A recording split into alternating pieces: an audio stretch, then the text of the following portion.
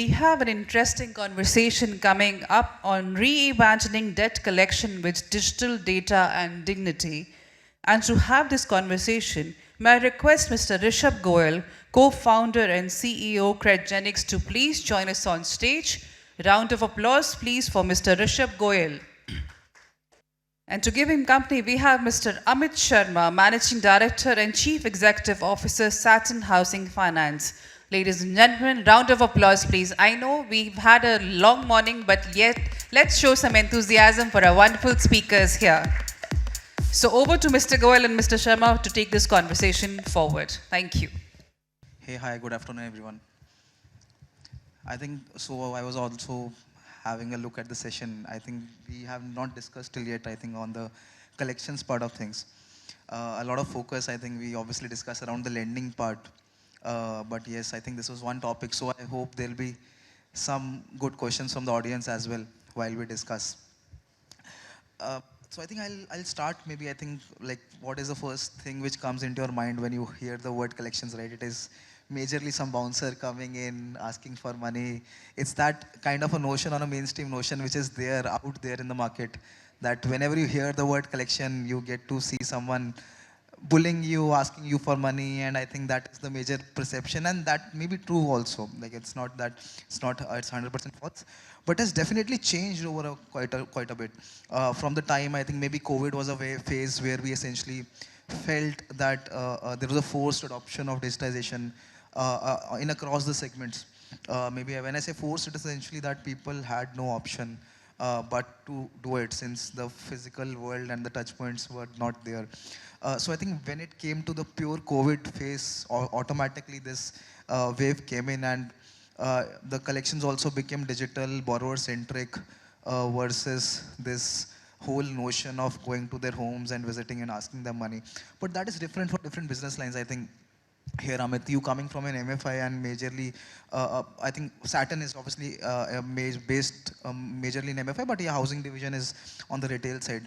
So what is your experience like pre-COVID, post-COVID? What has changed when it comes to how generally lenders collect? Like, basis your experience, I think, so you have seen both the phases. Do you see any difference, or what exactly is the, even the perception right now versus what it used to be out there?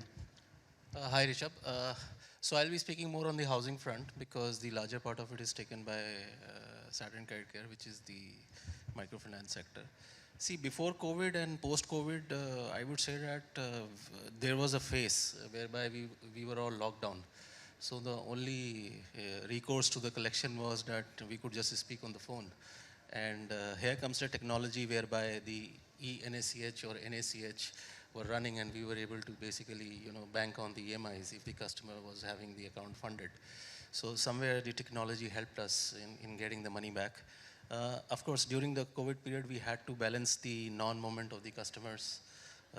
Various regulations were still there to disclose the NP accounts.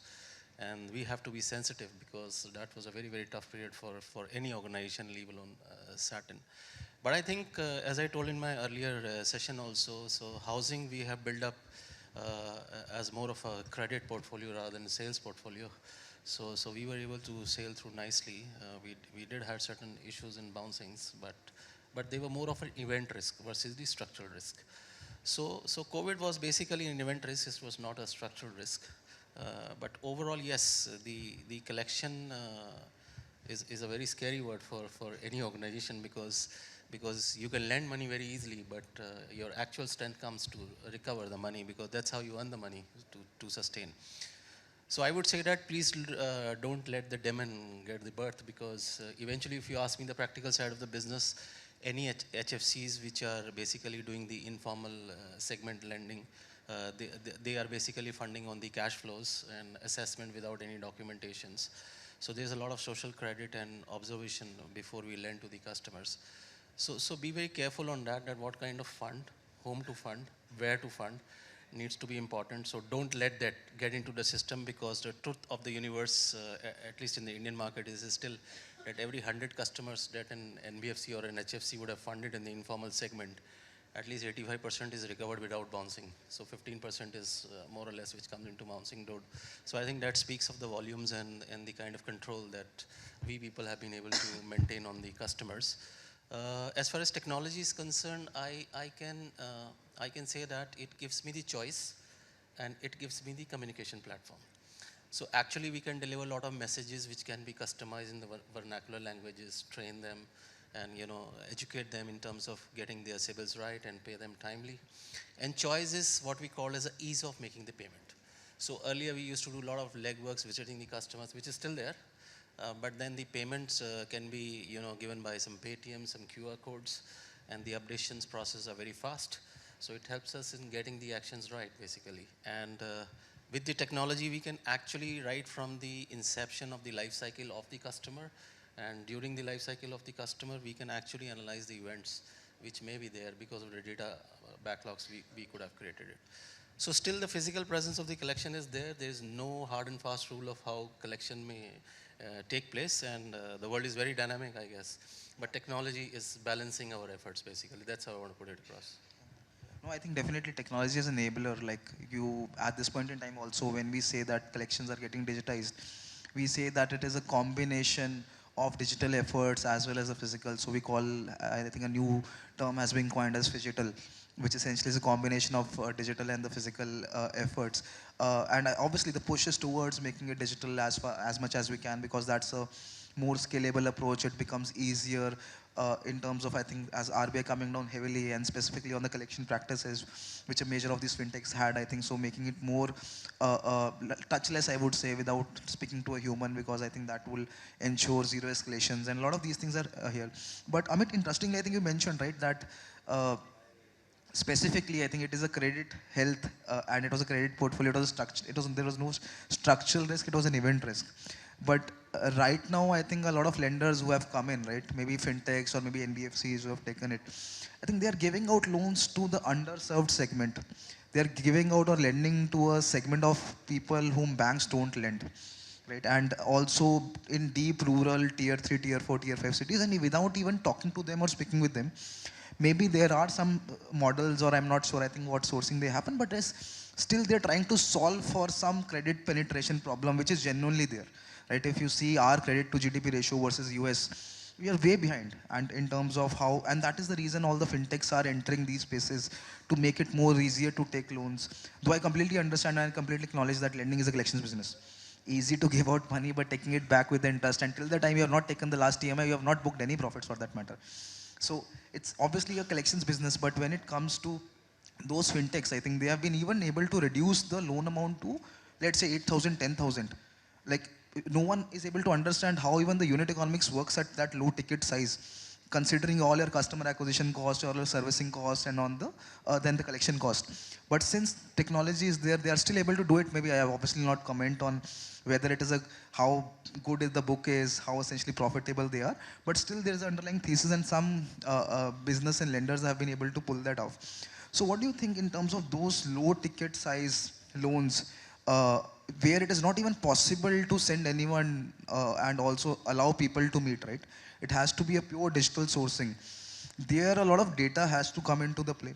A lot of digital nudges, you have to observe how the borrowers have been responding, along with all the CIBIL checks and the securities and the clubs. But in that specific segment, like, just I think I'll ask you this way, that if you had to run that business, like, how would you do that?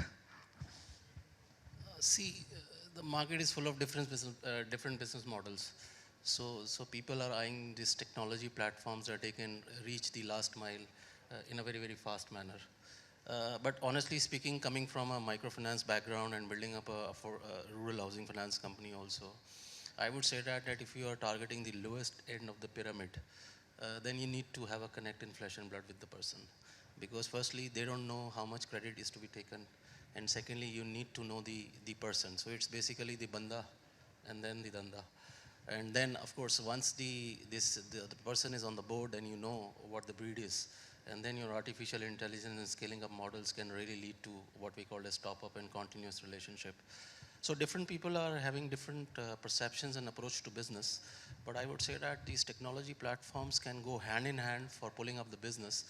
But unless otherwise you are targeting a very formal kind of a segment through this platform, and if you try to really reach out, that's my personal opinion, on the first phase by technology to a very, very 15,000 or 8,000 kind of a customer, then collections may be an issue going forward. And that my small experience says that, yes, scalability in the fintech is excellent. It is the buzzword of the future, but it has to be rightly balanced with the kind of the customers, the geographies, and the segment that you are serving. That's how I would like to place it. Otherwise, people follow different business models. We also follow it. But we would say that at our company, we follow as a brick and mortar with the right technological balance. That's how we do it. So that's how I would like to place it. And fintech, I think the observance of the portfolio, for a small term I cannot say, but for a long term of the portfolio, when it shapes out, traditionally an affordable housing finance company, the pedigree of the customer will start showing, and most of the people who are coming from the industry will agree, after 2 to 3 years. So that is a time frame whereby the actual true color of the customer keeps on coming. So I don't know how much potentials or the data backlogs that fintechs have created so that they can just go away with the flesh and blood and just do the funding based on collateral or maybe the cash flows. So that's how I would like to place it. No, I think that's definitely right. I think here, there is obviously, I think RBI is also coming down heavily on the systematic risk being created by a lot of these fintechs. And obviously, you cannot see everyone with the same lens. There are different types of fintechs, different type of lenders, some going very aggressive without looking at the NPAs. And I think during that time, I think we were having a discussion, right? Everyone charging really high interest rates. 30%, 0.1% per day, 36%, and hence they were really careless about the NPAs also. Like even if you are getting charging 10% NPA, still you are in profits because my borrowing cost is lesser than what I am lending at. So I think that approach obviously died down after the COVID, when a lot of focus came essentially on collections, and the sourcing problem, which we say, right, underwriting, was still solved, as in that there are a lot of databases, a lot of focus happening on underwriting. But when it came to collections, that was something which was completely untouched. And I think that was not even a focus area, because I think you were able to manage profitability with even 10% NPS. So that is something which obviously will not be your focus area, right? And it will be majorly to source the business. Now, here, Amit, I think coming on to this whole scheme of things which has happened and panned out in maybe the last 5 months or 6 months, when I think a lot of these collection practices have become, have come under the RBI scrutiny. And I think a lot of these things have started to happen lately. Penalties being posed on lenders, a lot of these things started to happen. So, within the lender community also, how is that perceived, right? A lot of lenders obviously have digitized a lot of these things. And when I talk about digitization, digitization is two-way. One is digitization from a borrower's perspective, like when he say, right, there are 650 million mobile users with an internet. So essentially, if you can give out loans to them over a mobile phone, you can collect using the same payment method and the same internet using a mobile phone. And there is a penetration of WhatsApp, I think almost 450 million, which is 45 crore WhatsApp accounts. So one is digitization from a borrower perspective. Second is digitization from a lender's own systems perspective, whether I can leverage the digitization of a borrower to essentially nudge them on their digital active modes versus a physical collection. And when I say physical collection, it can be through working on an Excel, or say sharing some data offline through a collection agency, etc. So when I think RBI has come down heavily, so how is that being perceived by the lender? Is it to make their internal systems more robust, that I get to see everything, or reducing the dependency on a collection agency for that matter, so that I can now start doing more in-house in a digitized manner and leverage the borrower? And obviously it can be a mix of both, but what exactly is the major focus area of the lenders after these RBI guidelines and the crackdowns? Yeah. See, RBI guidelines were already there in the place. There's nothing new which has come. The only thing is, how do we propagate those guidelines in terms of collections? So maybe different companies may be having different approaches. The moment the size increases of the companies, maybe for early bouncings, or maybe some hard buckets, they would have been deploying certain agencies. But within the agencies also, the RBI protocols needs to be followed. So that is a responsibility of the company.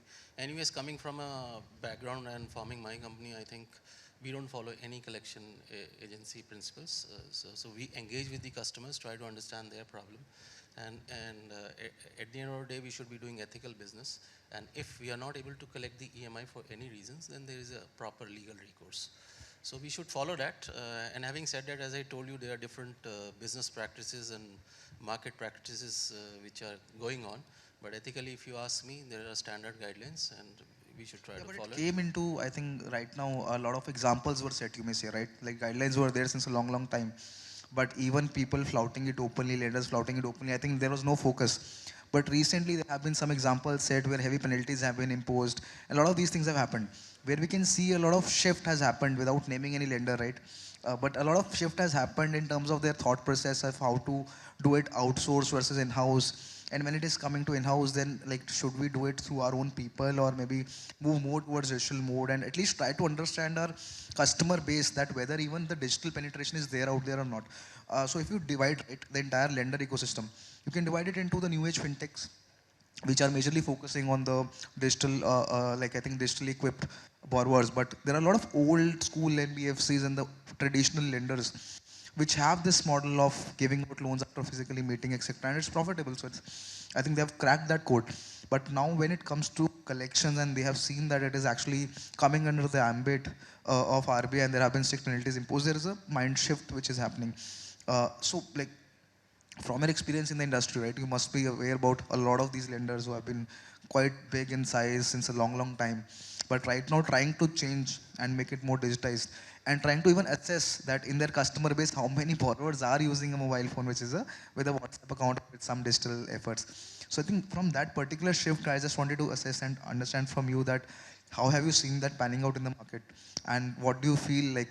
Is it out of this force or maybe in genuinely also there is an interest because there's a mind shift change or what exactly is happening here? No, Rishabh, I think most of the lenders of our pedigree or larger than us are following this combination of ethical practices along with technology. One or two or maybe some few more untowards incidents, they may happen anywhere. But I think larger the lending community is taking care of the basic principles, and technology, as I always says, is basically hands in hand together.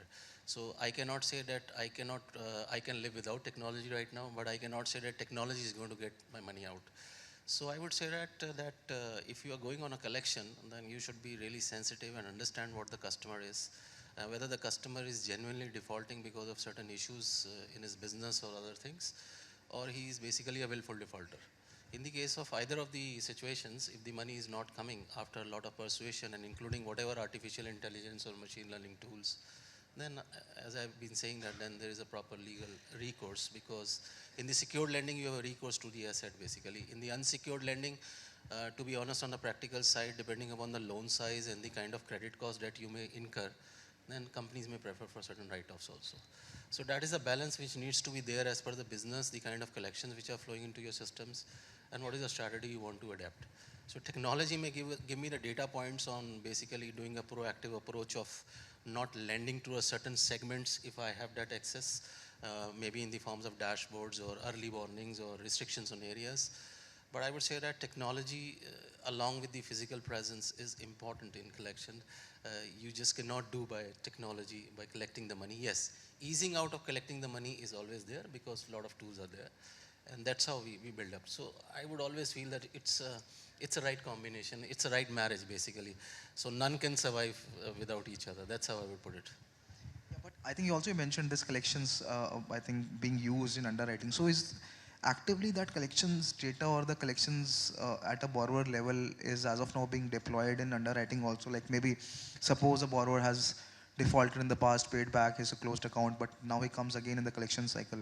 So do you also refer to any collections data per se when it comes to underwriting in the past, or is it basically the bureaus and etc.? See, I tell you, so there are civil scores and there are various other parameters which each lender checks before going on to lend the money to any customers. So in the lowest state on the pyramid or the mid size of the market, I would say that you need to understand that why the customer had a write-off or defaulted or was bouncing the installment but paying it. So we need to get down deep into the systems and understand by a physical PD, what we call as. And then we can take a certain calls depending upon the institution credit policy and other things. Practically, if you ask me, I have seen customers whereby maybe in the lower side of the pyramid, they have a very poor banking habits. And maybe sometimes their businesses are very fragile, so they may take some time to get up on their feet. But at the same time, at which time you are lending and what you are lending, so you need to reassess the entire cycle and how the customer is going to pan out for your loan tenure period. So it's a very dynamic kind of a philosophy that needs to be followed, at least in this segment. And rest, I think, depends on the credit and the risk that the company really needs to take on. So we cannot write off the customer just unless it's a willful defaulter and it's a write-off. Just because he's bouncing or he's into 30 to 60 or maybe certain buckets, and tomorrow maybe because of his health issues, to be very honest, certain job loss, certain reduction in salaries, or maybe cash salary segment whereby a lot of delays are happening. So he may reach to certain buckets, but he has the ability to pay. So I think that is a market which is a very touch and feel market, and each customer is a policy in itself. So you have to really drill down and get down to the customer and understand, and surely then you can really take your calls. And that is why personally I feel, since we are talking of collections, that we should actually have the what we call as NPA recognition norms as per the incomes and the groups. It cannot be standard for a corporate, and it cannot be standard for a mid-size income guys also. So a 4 lakh kind of a customer, if you are trying to classify him as an NPA for a secured funding in 60 to 90 buckets, then his entire credit history gets spoiled, and he may not be having the recourse to the credit access, especially when the entire group which is sitting here and whatever we are talking is talking of financial inclusion of the country. So this way I think it's a little bit, that's my personal opinion, a little bit premature kind of a thing whereby these classification norms are very tightened for this kind of customers. Otherwise for the top end you can follow this rule. So that's my view is, yeah. I think also, right, you mentioned about the legal recourse a bit, right? But I think that is also a like I would say there is a notion which is prevalent, right? That legal generally would not yield you results in India. The courts are very slow, and I don't think any lender would go for a legal recourse when it comes to a loan, and that too if it is below a certain ticket size. So actually that doesn't make sense from a unit economics perspective, which you also mentioned, right? If it is a lower ticket size loan, then it might not be useful to actually go ahead with a legal. But in your experience, what do you think about the legal recourse per se? Like, is it helpful? Is it not? Is it just a pressure building tactic, or actually there is a genuinely a result which just comes out of a court? Or like obviously there are a lot of online dispute resolution platforms and online that is being trying to move, and even the regulations are coming from that perspective. But as of now, in the current scheme of things, what is your take on the legal recourse, which generally I think people are generally skeptical. I think at least the lenders and the banks, as a like obviously they take it on a certain section of portfolio, but in general there is a mindset that it will not be helpful and it is a costly affair. See, it's a very important question that you asked. Legal has their own repercussions also for delays, appeals, and other things. But if you talk specifically of a housing finance company, we have a fantastic act called a SURFACE, whereby we are able to have a recourse to the asset in spite of being an appellate power to DRT in a span of around 8 to 9 months, if I were to say. It's still time consuming, right? People prefer to settle. So my second question is that I always ask, and what is the next recourse you have? You have nothing. Either you go for a write-off or you go for a recovery, and you have to recover in 2 ways. First, by visiting and counseling the customers, and if he doesn't pay the money, then the only recourse that you have is either to write off or maybe the legal part of it. So in HFC per se, the surface is there. In the NBFCs, I think in the initial session only, the limits needs to be revised. Right. So surface, I would say that still is a very, very faster way of getting the recourse to the asset, and then the selling depends on how you take it up and based on the LTVs that you have given. Of course, if you go for section 138 or maybe the civil procedure codes, then it is, I would say, that time consuming depending upon the states in which you put across. But I would say that we don't have any other option except for these two. So we have to follow it in spite of all the limitations that we may have. And we need to take a call at organization levels that what do we really want to do that. Because the sunk money, that is the only way to get the money back. Otherwise, though, in the case of unsecured funding, I don't think so you have a recourse to asset also. So it depends on how you want to recover or you just want to write it off. Right. That's how it is balanced. No, I think you're right. I think, but when it comes to actually the low ticket size fintechs, basis our experience, I think we have seen that generally there's a notion, and which is right also, that the normal recourse, if it's an unsecured lending, it will take a lot of time, and there's, but maybe I think it's just a pressure building tactic, and that too also works in certain areas with certain type of borrowers. But I think the overall, if I have to just summarize our discussion, I think it happens to be that obviously when it comes to collections or when it comes to lending for that matter, a lot of the focus has to be there in terms of now making collections borrower centric. where also all types of nudges, like here we are using a lot of digital modes, maybe WhatsApp, etc., or voice bots and a lot of these things. So these technologies help us, enable us bifurcate or segment borrowers in different buckets basis their response. And then automatically there has to be followed by physical touch. In cases you are not getting. But I think that narrowing down of funnel basis how the borrowers are responding to these digital channels, even how they are, if they are, I think paying online, let's incentivize them to make online payments versus getting a physical payment. So I think a lot of these things are happening, and a lot of even the decision is happening at the borrowers end and even at the lenders end. And if both marry perfectly, then I think automatically this whole credit penetration problem would be solved. And as soon as a lender gets a comfort on collections, right, as soon as they get to know that it becomes scalable and without spending much time, and it's not directly proportional to the number of people I get who are involved in collections, automatically the comfort to increase the loan book and increase and give out loans to a lot of other segments also increase. So I think that is my takeaway. There is anything you want to add, like, please? Yeah, I think I'm still maintaining the point. It's the kind of a right marriage and balance that the technology and the physical presence has to be there. Till the time we are on 100% automation, somebody was talking of blockchain. It's a very interesting concept, but I think for getting blockchain in India, the entire ecosystem needs to be digitalized. The entire volumes of records needs to be digitalized, and then of course it will be one of the best ecosystems, I would say that. So I would maintain that, and with that I think we have to live with that for now at least. Yeah. Definitely. I think, yeah. Thank you so much. And if you could just give us one more minute, I'll request Mr. Sanjay Sharma, co-founder and managing director, iFinance, to please join us on stage to present a small token of appreciation to Mr. Rishab, Goel, and Mr. Amit Sharma. Thank you so much, gentlemen. It was wonderful listening to your thoughts. May I request for the mementos and the magazine to be handed on the stage? If Mr. Sharma could present the magazine and the memento to Mr. Rishab Goel, co-founder and CEO Credgenics. Thank you so much, Mr. Sharma. Mr. Goel, thank you so much. It was wonderful having you with us.